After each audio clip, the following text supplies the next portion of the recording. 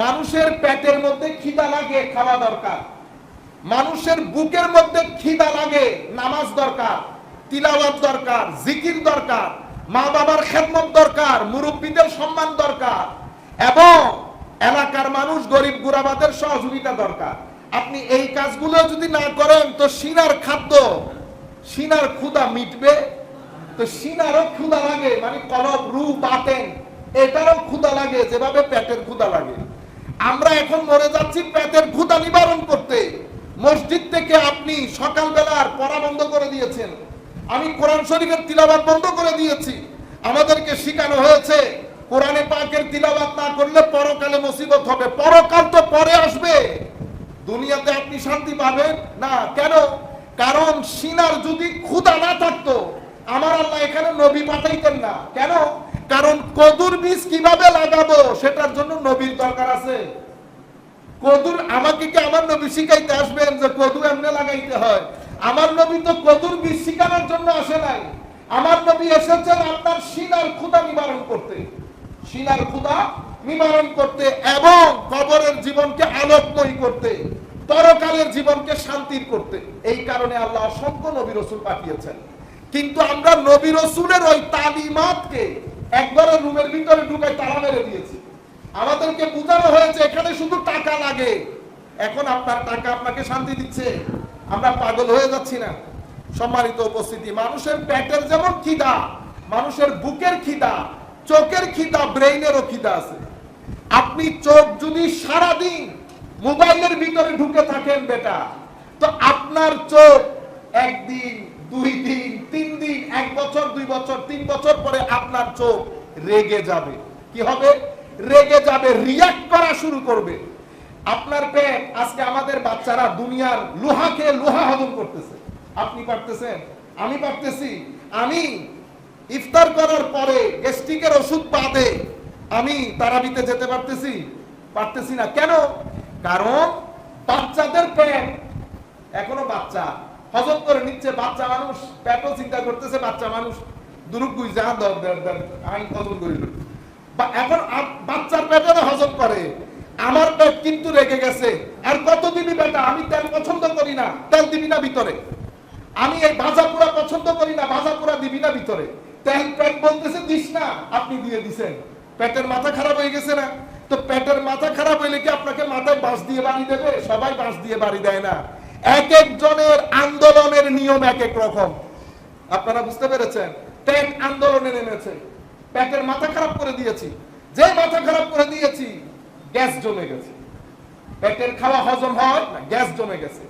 এই গ্যাস যখন জমেছে আপনার খিদা নষ্ট হয়ে গেছে, অথচ আপনার পেট খালি। 3 পেঁয়াজও খাই ফেট বড় না, পেট খালি, কিন্তু আপনি পেটের ক্ষুধা লাগতেছে না।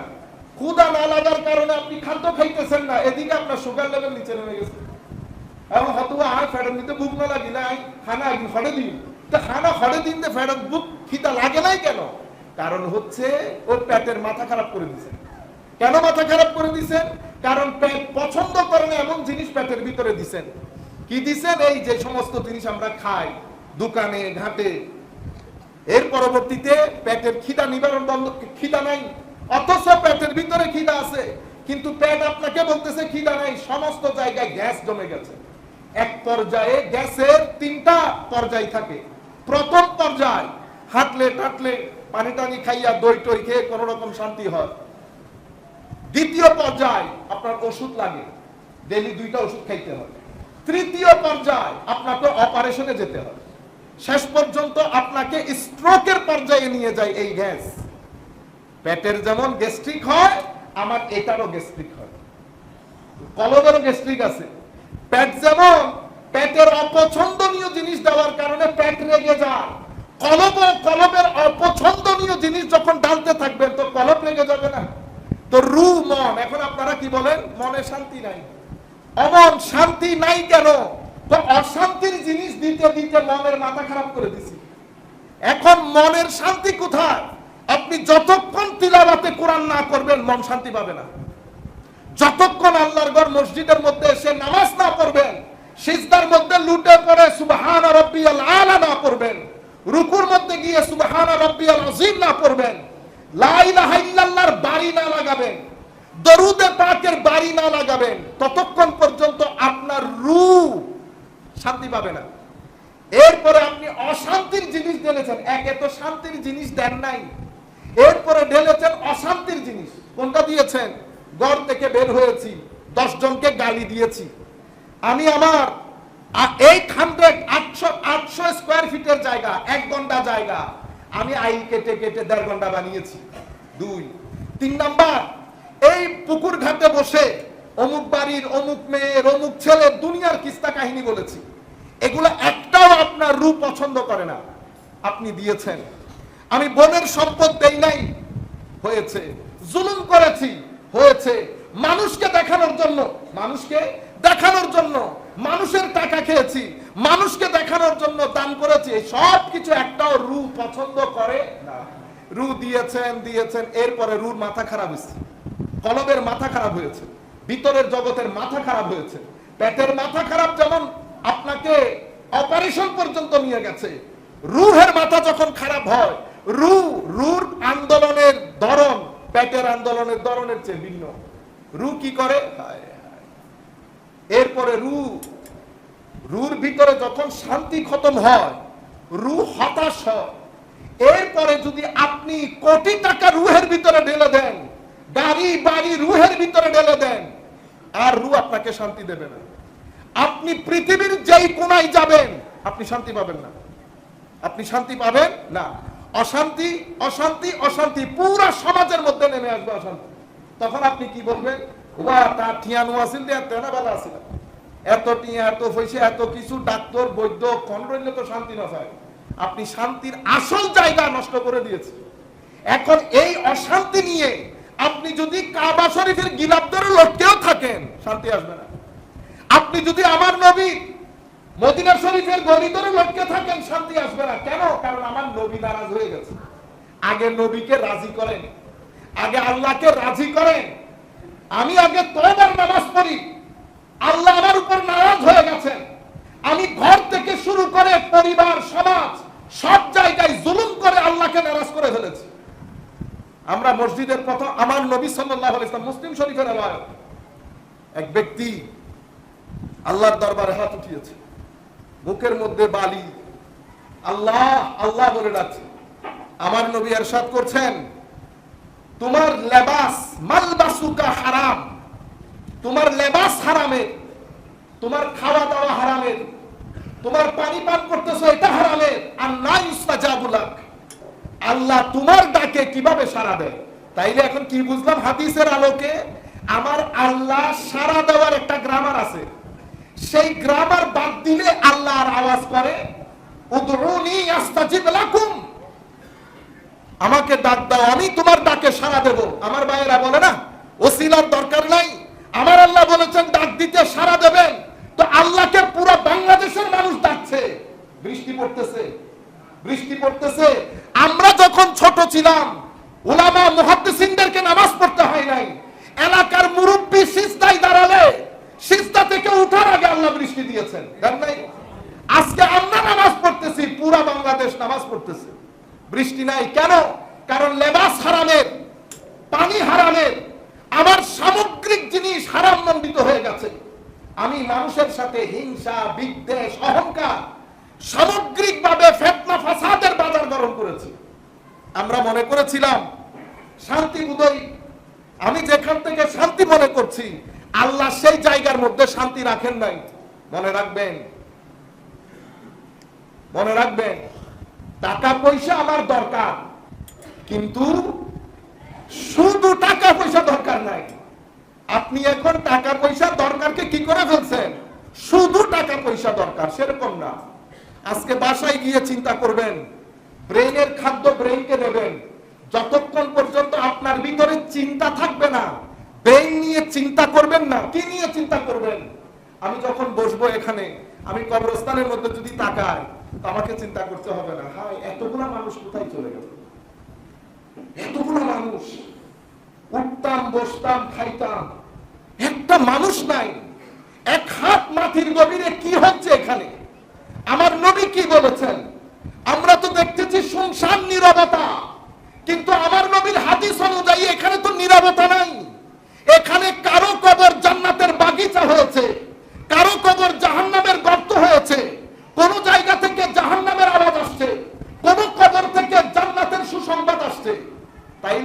যেটাকে নীরব মনে করছি সেটা নীরব না। এটা রেসিডেন্সিয়াল এরিয়া, ওইটা রেসিডেন্সিয়াল এরিয়া, একটা উপরে একটা নিচে। এটা নিয়ে আমরা কখনো চিন্তা করতে পেরেছি? দুনিয়া আমাকে চিন্তা করতে দেয় নাই। কিছু নফস, কিছু টাকা পয়সা, কিছু লোভ, কিছু লালসা, কিছু দুনিয়াদারি আমাকে চিন্তা করতে দেয় নাই। অথচ আমি তো নিজেকে নিজেও চিন্তা করতে পারতাম। কতদিন হয়ে গেল, কিরে এখন আগের মতো আর হাঁটতে পারি না। কিরে আগে তো অনেকক্ষণ হাঁটার পরে টায়ার্ড হইতাম না, এখন তো একটু হেঁটে বসতে হয়। আমি কখনো চিন্তা করার সুযোগ হয়েছে? চিন্তা করিনি। অথচ আল্লাহ বারবার কোরআনে পাকের মধ্যে আমাকে বলছে চিন্তা করার জন্য।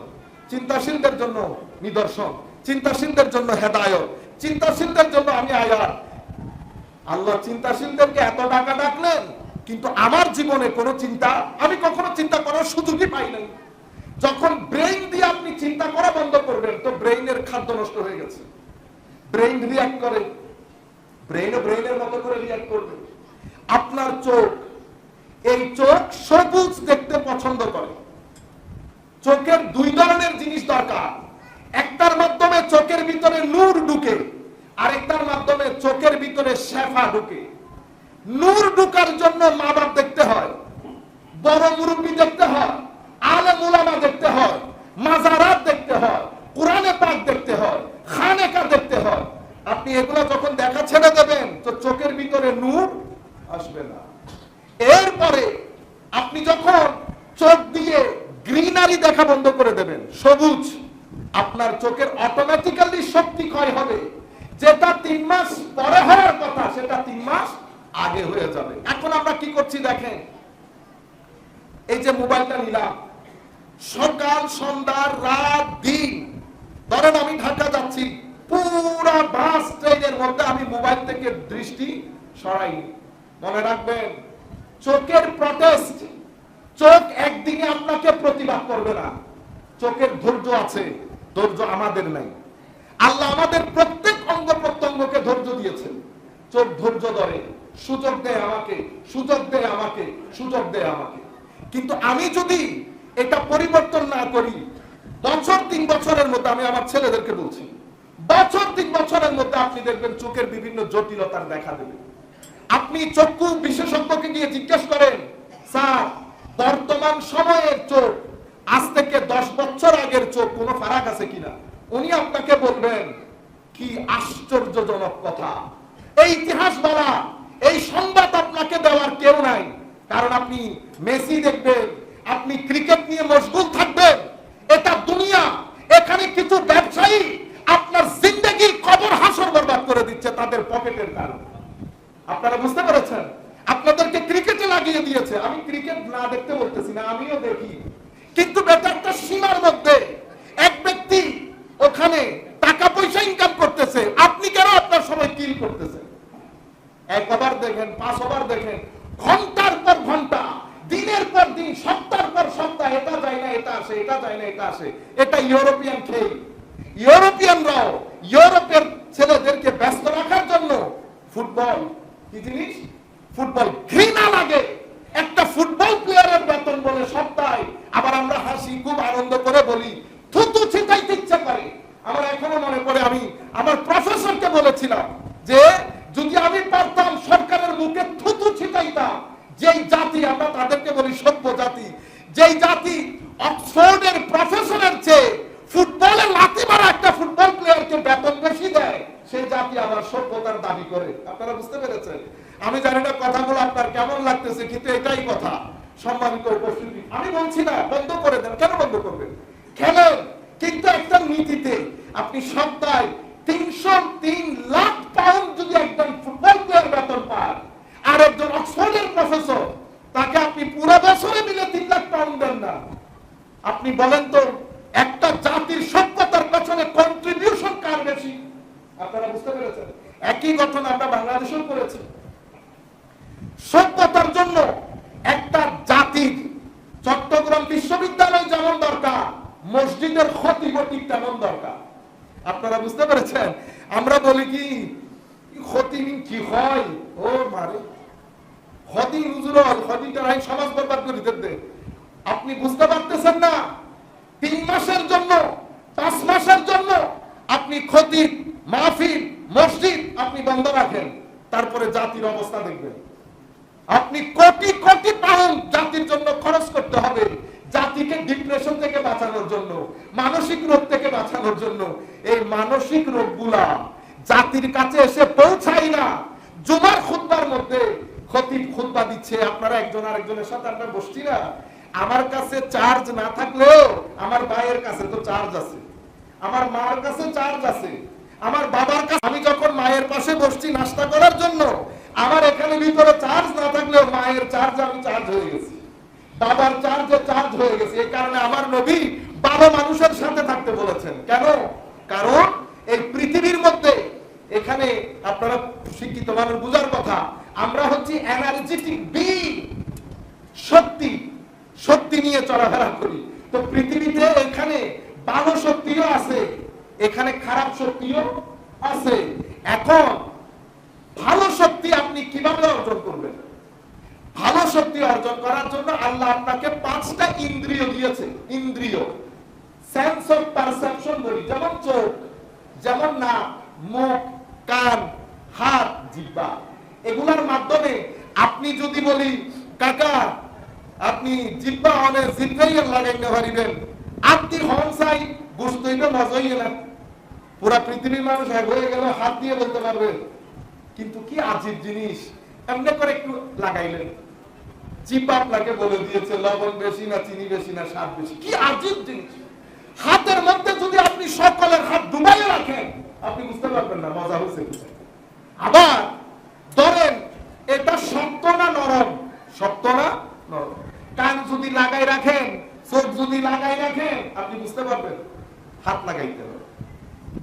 ঠান্ডা না গরম, আপনি এক এক জিনিস জানার জন্য মাওলাই করিম এক এক জিনিস সৃষ্টি করেছেন। আপনি চোখ বাদে বন্ধ করে বাকি 4 ইন্দ্রিয় লাগিয়ে যদি চিন্তা করেন, জিজ্ঞেস করেন বড় না বেটা এটা সাদা না কালো, চোখ বন্ধ করে বলতে পারবে কি? পুরা পৃথিবীর ইন্দ্রিয় সব একসাথে করে দিলেও, সবাই একবার আল্লাহু আকবার বলি। কি শান আমার আল্লাহ। এগুলোর জন্য মানুষকে চিন্তা করতে হয়, কিন্তু আপনি করতে পারবেন না, চোখ লাগবে। তাইলে চোখের কাজ, কানের কাজ, নাকের কাজ, জিহ্বার কাজ, সব জিনিস একসাথে করে দিয়েছেন। নাক বন্ধ হয়ে গেছে, সর্দি। আমি আপনাকে জিজ্ঞেস করতেছি কাকা এই ফুলের গন্ধ কবাই কি গন্ধ গন্ধ হইতে লাগবে, হত্তু নাই নুনে আতর, হত্তু নাই নুনে আতর, খুশ ধরা আপনি কি হওয়া ইবে এত আতর দেশরিয়া বই, ইবে উদুর ভালো আতর। কি বলেন ভালো আতর? পরে দেখা গেছে আরে কাকা নাক জ্যাম হইলে আপনি দুনিয়া করে দিল তো সুগন্ধি লাগতেছে না। তাহলে আপনার এখানে 5টা জিনিস। এখন আপনি যদি ভালো কিছু অর্জন করতে চান, আপনার এখানে শক্তি দরকার। আপনার শক্তির ব্যাটারি 2টা, একটা কলব বাতেন, একটা নফস। 2 ব্যাটারি চার্জ করবেন। যদি নফসের ব্যাটারি চার্জ করেন তাহলে অশান্তি আসবে, আর যদি রুহের ব্যাটারি চার্জ করেন তো নূরানি মানুষ হবেন। শুধু আপনি শান্তিতে থাকবেন না, যারা আপনাকে দেখবে তারাও শান্তি হয়ে যাবে। আপনি যে রাস্তা দিয়ে হাঁটবেন, আপনার গায়ের বাতাস যেখানে যেখানে লাগবে, প্রত্যেক বাতাস যার গায়ে লাগবে তাকেও শান্তি বিতরণ করবে। আপনারা বুঝতে পেরেছেন? এখন আমরা ওলি কাদেরকে বলি? যারা নফসের ব্যাটারিকে ড্যামেজ করে দিয়ে কলব বাতেনের রুহের ব্যাটারিকে পরিপূর্ণরূপে চার্জ করেছে, তাদেরকে আমরা আল্লাহর ওলি বলি।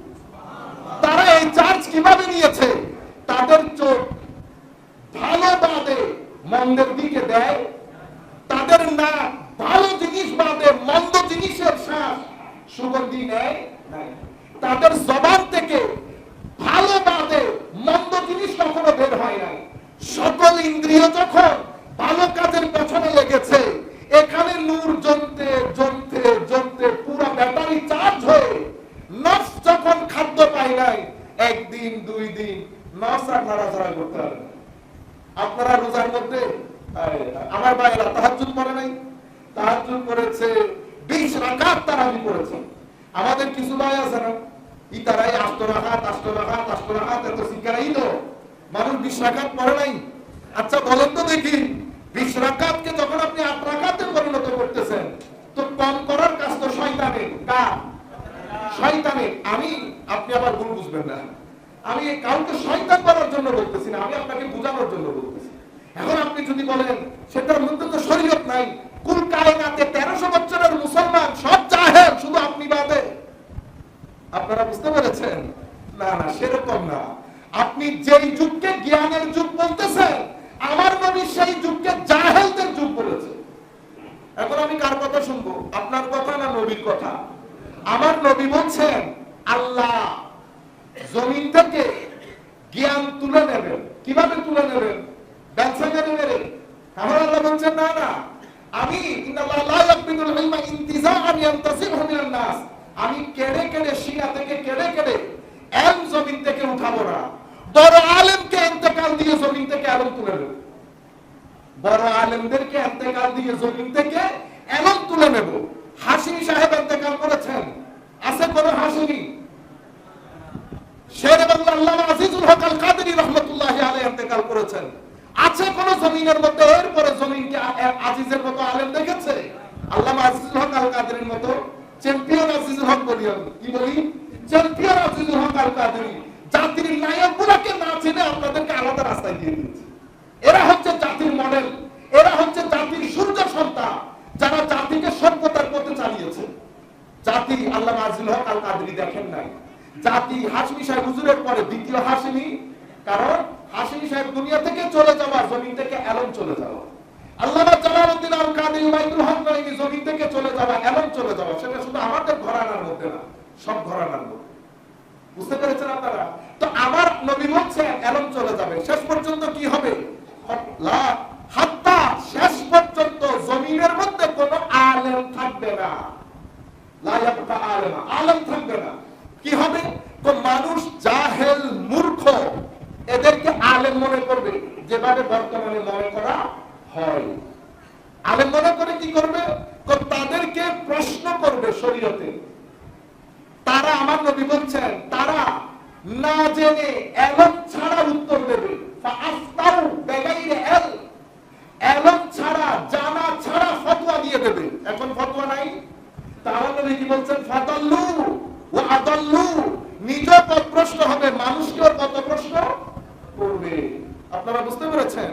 এখন বলেন বাংলাদেশের মধ্যে আপনি বলবেন আলেম নাই, না আলেম নাই। তো আলেম নাই সেটা তো আপনি জানার কথা না, সেটা তো যারা এই রাস্তায় আছে তারা জানার কথা। আমি আপনাকে কিছুদিন আগে এক জায়গায় ছিলাম একটা কথার ভিত্তিতে, তো আমরা তো সব জায়গায় যাইতে হয়। ভাই নারাজ হয়ে গেছে, ভাই আমি বলতেছি বাংলাদেশে এত তাফসীরুল কুরআন মাহফিল পাড়ায় মহল্লায় গ্রামে, আমাদের চট্টগ্রামে তো আল্লাহ পাকের মেহেরবানি, চট্টগ্রাম সিলেট এটা আলেমদের জায়গা। আজ থেকে 10 বছর আগে চট্টগ্রাম সিলেটের মধ্যে যদি কোনো আলেম ওয়াজ করত, সে বাইরে গিয়ে অহংকার করে বলতো আমি বেটা চট্টগ্রামে ওয়াজ করি। কোথায় ওয়াজ করি? চট্টগ্রামে। আমি বেটা সিলেটে ওয়াজ করি। এটা আজ থেকে 10-15 বছর আগে উলামায়ে কেরাম অহংকার করে বলতেন। কেন? কারণ তখন ওয়াজ যখন করতেছে স্টেজের মধ্যে বাগা বাগা আলেম বসা, যারা মন চায় বলতে পেরেছেন, হ্যাঁ, বড় বড় আলেম হাদিস পড়ার সময় শীতকালে ঘেমে গেছে না? শীত আমার এখনো মনে আছে, আমি হুজুর নবী সাহেব হুজুর সহ ছিলাম। তো নবী সাহেব হুজুর হয় তিনটি বসিয়ে দিলেন, ওটা আর করে ওয়াজ করা করি। তো এটা আইতো না দিল, তো ফোন হুজুর তার তুমি আই হুজুর অনেক জমি হতে তাই যাইবই, আদিন এলে যাইবই তুলো অনেক 2 মাইল ফারে জমি মাইক্রো আওয়াজে লিখে মজা, মাইক্রো আওয়াজে। আপনারা বুঝতে পেরেছেন কথা? শুধু জালাল সাহেব হুজুর, আল্লামা জালালউদ্দিন আল কাদেরী রাহমাতুল্লাহ আলাইহি, উনি একটু অন্য ধরনের ছিলেন মেজাজে। হুজুর বন্ধুটি হলো কিছু বলতো না। নবী সাহেব হুজুরের সামনে এক লফজ ভুল ওয়াজ করতে পারবে। হাশিমি সাহেব হুজুরের সাথে নাম্বার ভুল করে সাহাবী 7 জন, আপনি 6 জন বলতে পারছেন, স্টেজ থেকে ডাক দিছে না, এই সাহাবী 7 জন কি 6 জন? তখন বলতেছিল হুজুরে বলছে 7 জন। আজকের মতো আমাদের ছেলেরা তো আমার ছেলেদের গ্রামারও বুঝি না। কি স্যার ওর ছেলেরা আগে পরে, গত পরশু এক জায়গায় গেছি, আগে বসে 60টা মোটরসাইকেল, 60টা মোটরসাইকেল। হুজুর হুজুর আমরা চাই আর আমরা গুন্ডে দর গুজু না আর দর গুজু এটা কি হইল রাস্তাঘাট দখল করি, বুঝছেন নাই? অসভ্য হাস। কিন্তু জমির উপরে এলম চলে গেছে। এগুলা তো সব না বলি আর আল্লাহ হেদায়েত করুন। তো আমি আপনাদেরকে বলতে চাচ্ছি, জমিনের মধ্য থেকে এমন উঠে গেছে, এটা আমাদের গণনা না, সব গণনা। এখন তাফসীরুল কোরআন আপনি উত্তরবঙ্গের মধ্যে গেলে 3 জনে নিয়ে তাফসীরুল কোরআন, 4 জনে নিয়ে তাফসীরুল কোরআন, কিন্তু বাংলাদেশের মধ্যে মাদ্রাসায় তাফসীর পড়ানোর কোনো আলেম, বাংলাদেশের বেশিরভাগ আলিয়া মাদ্রাসার মধ্যে মুহাদ্দিস নাই, হাদিস পড়ানোর লোক নাই। এখানে আপনি 3 ঘন্টা তাকরীর করা এটা এক জিনিস, ইলমি আলোচনা আরেক জিনিস, ইলমি আলোচনা আরেক জিনিস। সেই কারণে আমরা কি করি, 4-5টা মাসআলা থেকে আমরা বের হই না, এরপরে আধা ঘন্টা গালিগালাজ করি। কেন? কারণ আমার বলার মধ্যে তো আর নাই।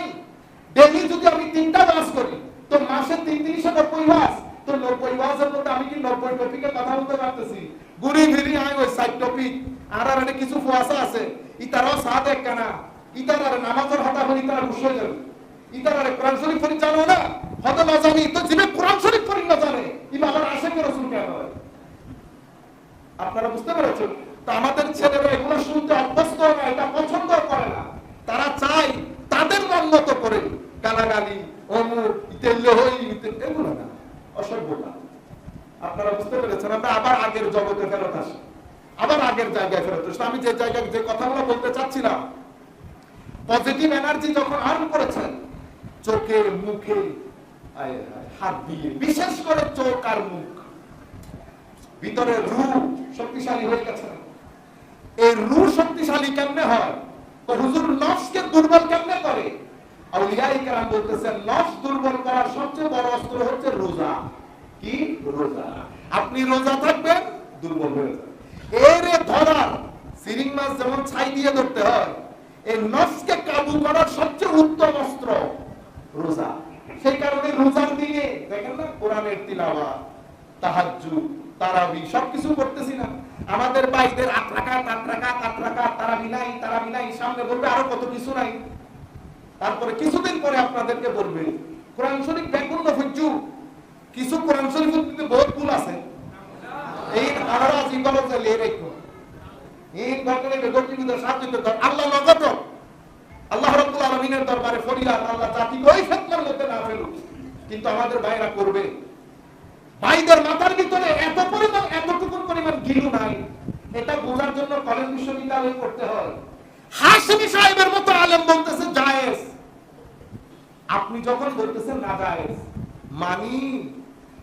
ডক্টর দেবী সেটি বলতেছে আপনার হার্টের অপারেশন লাগবে, আর আপনি নাপিতের কথা শুনে বলতেছেন হার্টের অপারেশন লাগবে না। বলেন তো দেখি জাতি কোন রাস্তায় হাঁটবে? জাতি যদি আপনার রাস্তা দিয়ে হাঁটে তো পুরো বাংলাদেশ তো হাঁটে থেকে মারা যাবে। আপনারা বুঝতে পেরেছেন? ইনারা এত বড় বড় আলেম, আর মনে রাখবেন কোন শিক্ষিত শ্রেণী ওরা বড় মৌলবী। কারণ এখন হচ্ছে ইগোইস্টিক সোসাইটি, আমি সবাই আমিতে বিশ্বাসী, আপনি বড় হরাবা। সে কারণে দেখবেন যখন আপনি বড় একটা সিটে বসেন তখন আপনি আমার মতো আলেমের কথা তখন আপনি আর শুনতে চাচ্ছেন না। আপনার কাছে ডক্টর জাকির নাইক ভালো লাগতেছে, কেন? আপনি একটু ফাইন্ড আউট করতেছেন না আলেম কিনা। কারণ এক একজনের তো এক একটা সাবজেক্ট থাকে, কারো সাবজেক্ট ইংরেজি, কারো সাবজেক্ট ম্যাথ, কারো সাবজেক্ট হিস্ট্রি, এক একজনের এক একটা সাবজেক্ট থাকে না। কিন্তু আপনি আমারটা নিতে পারতেছেন না, কেন? কারণ সোসাইটি বুঝেছে মৌলবী, আপনি তো অফিসার, প্রফেসর, জিএম, আপনি ইংরেজিতে কথা বলেন সুটে ফুটে, তো আপনি কি করেন? আলটিমেটলি ওই জায়গার কথাগুলো শুনেন। কিন্তু আল্লাহ আপনাকে হেদায়েত থেকে দূরে রেখেছেন, কেন? সে কারণে দেখবেন নামাজ দোয়া করতেছেন, আপনার আখলাক পরিবর্তন হয়নি, মিথ্যা আপনার জায়গায় রয়ে গেছে, মানুষ ঠকানি আপনার জায়গায় রয়ে গেছে, সুদ ঘুষ আপনি নিচ্ছেন। মনে রাখবেন দুইটা জিনিস কখনো একসাথে চলে না, সুদ ঘুষ, রহমতে খুদাবন্দি কখনো একসাথে যাবে না। যখন আপনার নামাজ, আপনার দান সদকা আপনাকে সুদ ঘুষ, মানুষ ঠকানি, জুলুম করা, অহংকার করা, হিংসা বিদ্বেষ রাখা, এই জিনিসগুলো থেকে যখন আপনার নামাজ আপনাকে বাধা দেবে না, তো মনে করবেন আপনার নামাজ আর নামাজ হচ্ছে না। আমার নবী হাদিসের মধ্যে বলেছে মাল্লাম তাতাহি সালাতুহু আনিল ফাহশাই ওয়াল মুনকার লাম ইয়াজদিদ মিনাল্লাহি ইল্লা বুগদা। আমার আরেক হাদিসের মধ্যে আমার নবী ইরশাদ করেছেন মাল্লাম তাতাহি সালাতুহু আনিল ফাহশাই ওয়াল মুনকার লা সালাতা লা। যেই ব্যক্তির নামাজ তাকে গর্হিত খারাপ কাজ থেকে বাধা দেয় নাই, তার কোনো নামাজই নাই। যাই হোক, আমাদের সময় যেহেতু সংক্ষিপ্ত, আমরা 2-3 মিনিটের মধ্যে শেষ করে দেবো। সম্মানিত উপস্থিতি, তো যারা এই ভালো পাওয়ারগুলো অর্জন করে নফস দুর্বল হয়ে যায়, তখন সেই ব্যক্তি যে মজলিসে বসে, যার সাথেই বসে, তার দিকে দৃষ্টি দেয়, তারও ভালো লাগা শুরু করে। এটা আপনি কাউকে ওয়াজ করতে হবে না। তখন আপনি যেদিকে যেদিকে হাঁটবেন, যারা আপনার সাথে আসবে অটোমেটিক্যালি চার্জ হয়ে যাবে। ওয়াইফাই আছে না, ওয়াইফাই সেই কারণে আমাদের এখানে অনেক মানুষ নামাজ দোয়া করে না, তবু মানুষ শান্তি থাকে। কেন? আপনি কারো সাথে ঘুরেন, যেই কারণে চার্জ হয়ে যায়। আমার নবীও হাদিসে পাকের মধ্যে আউলিয়া ইকরাম বলেছেন, ভালো মানুষের সুহবতে থাকবে। আপনি এটা না করে যখন খারাপ জিনিস করবেন, তা আপনার রূহ দুর্বল হবে, নফস শক্তিশালী হবে। তখন আপনার এখানে বাজে এনার্জি থাকবে। আপনি যেখানেই যাবেন, বলেন না তুরে দেইলেও খারাপ লাগে।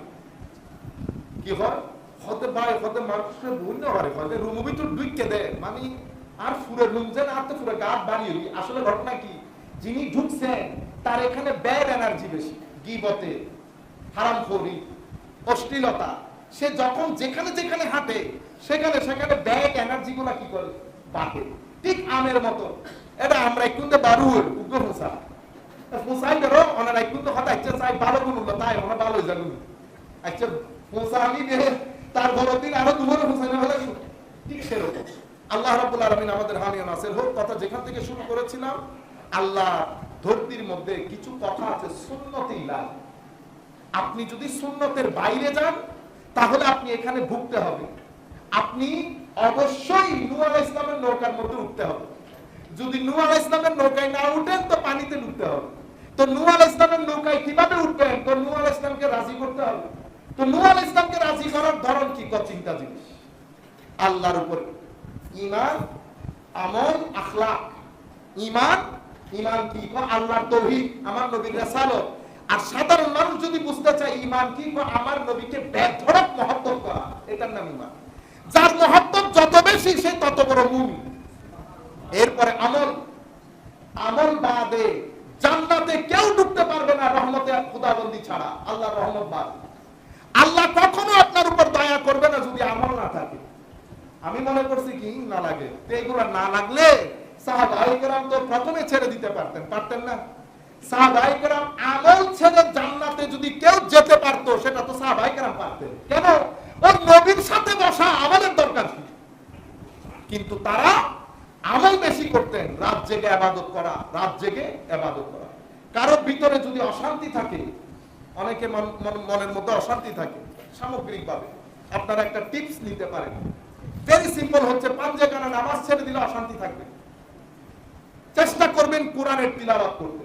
আপনি যদি এক সপ্তাহের মধ্যে শান্তি পেতে চান, ওযু করবেন, ওযু করে ভদ্রতা আদব সহকারে কোরআন শরীফ পড়বেন, মনে করবেন আল্লাহর সুহবতে বসেছেন। সুন্দর করে কোরআন শরীফ পড়বেন, ঠিক আছে? দেখবেন মনের মধ্যে শান্তি চলে এসেছে।